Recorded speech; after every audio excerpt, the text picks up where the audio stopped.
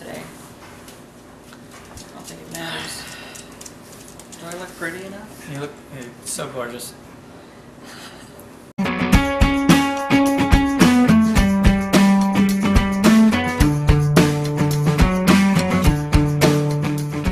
Clement's Homebrew. Coming at you guys.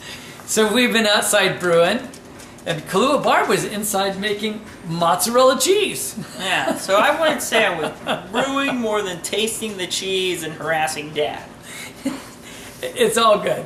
Actually, he helped a lot. So, and I appreciate it. So it's time for a beer. It's definitely time for a beer. And so it's time to bring out one we've both tried, I think. I know I've tried. But it's time to review it. It's got a tiny bit of age on it now. Here it is, Firestone Walker. That's right, good old Firestone Walker. It's the 2016 anniversary, meaning the XX, the 20th anniversary, made in 2016. You know, this is near and dear to our hearts. From good old Paso, Robles, California, Firestone Walker. And let's take a look, though. I don't even know I haven't even looked. What's the ABV? It's 13% ABV. And we've got the box over here. Let's take a look at the mix, because the mix is very different this time around. All right, I'm gonna pop through this as fast as I can. All right.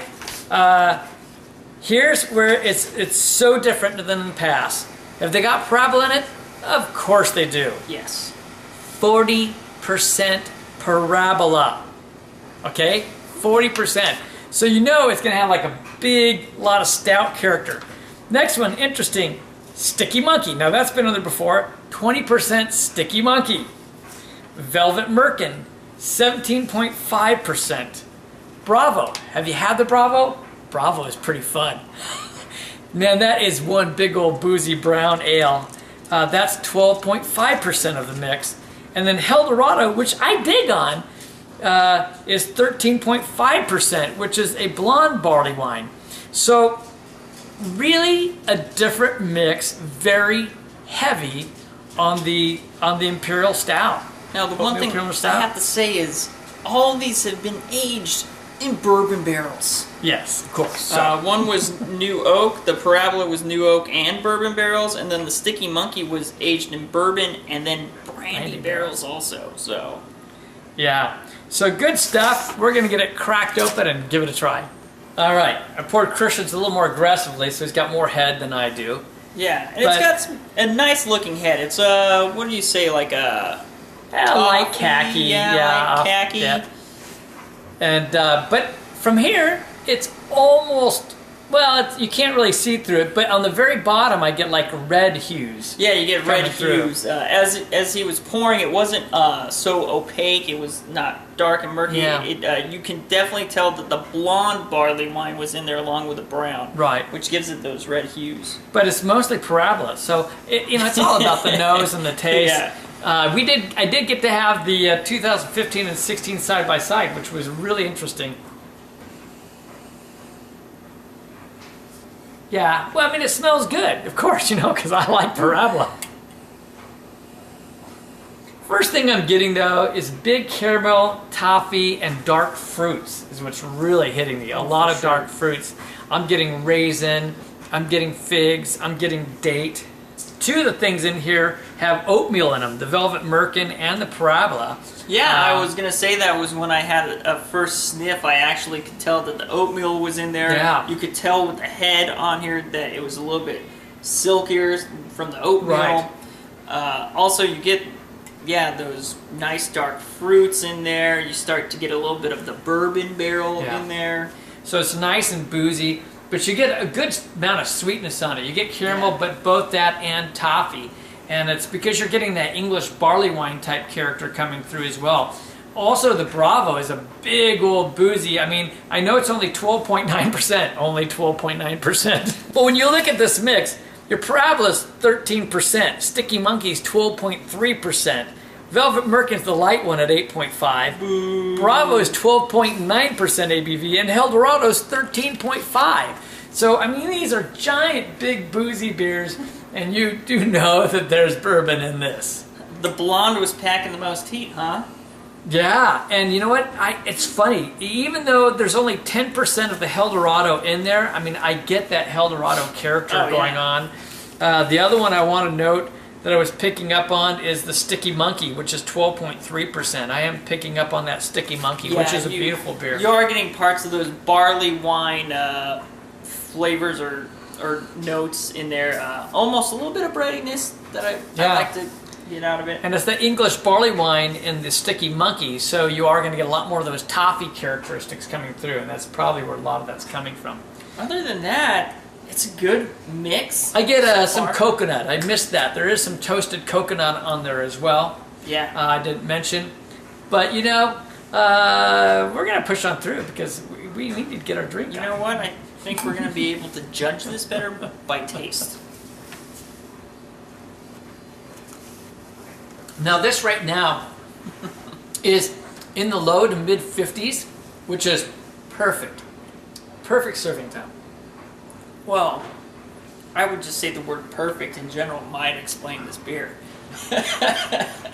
It is so good. Oh. And what's fun is if you get a chance is to do vertical and try this, because this tastes similar but so different from the 2015, from the 19th anniversary, because that has, I think, 20% parabola, if I remember.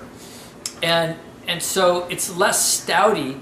You got a lot more barley wine characters and other things going in. Yeah. This year has some dark... Yeah, it's darker. Dank aspects about it. You get the deep dark chocolate. You get... But the great thing is you can tell it's oat milk. Like, it's light on the tongue, but the flavor is just full. It's not as thick as some. Although in some senses it's like lightly syrupy, I would say. You get a little bit of those prunes. Right now, I'm getting just a whole load of the toasted coconut hitting my mouth. I'm getting these dark fruits, again, the raisins, the figs on there. But as Christian said, you get some chocolate character on there, which is nice. And it's more like, I'd say, dark chocolate. There's a nice balanced amount of roastiness. And with parabola, you're going to get plenty of that roastiness to it. And the one thing we haven't mentioned is how well balanced the bourbon barrels are on this. Like, you can taste the bourbon, but it's not taking away.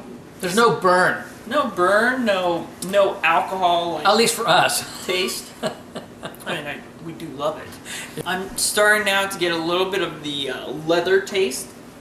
It's just drinking so well. So we're going to take a little time with this and we'll be back. This is a fun beer. It is a little different, I think, for me than the previous anniversary ales because there's so much parabola. So there's aspects of that I just totally dig on, and there are aspects of that I go, it's missing something for me. Yeah. So in terms of a strong ale, I mean, how do you want to rate this beer?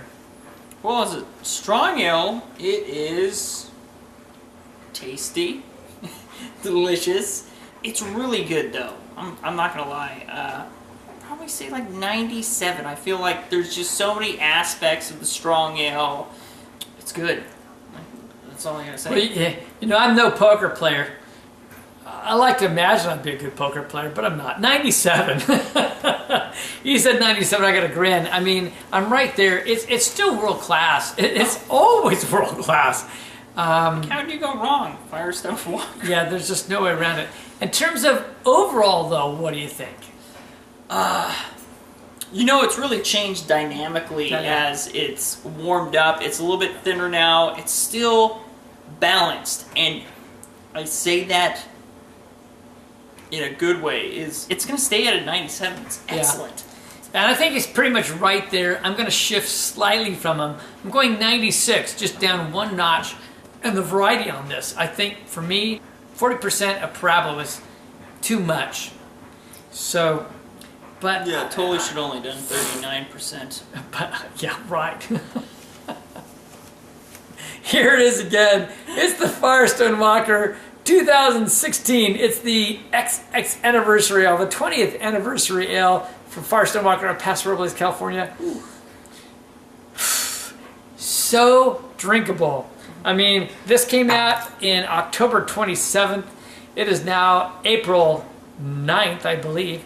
Put a little time on it, just 6 months, smooth it out. One great beer. It never disappoints. That's all I gotta say. Every year. Every year, enjoy it. I'm Kevin, I'm Christian. and we're just saying life is too short, To drink cheap beer and we'll see you on the next beer review.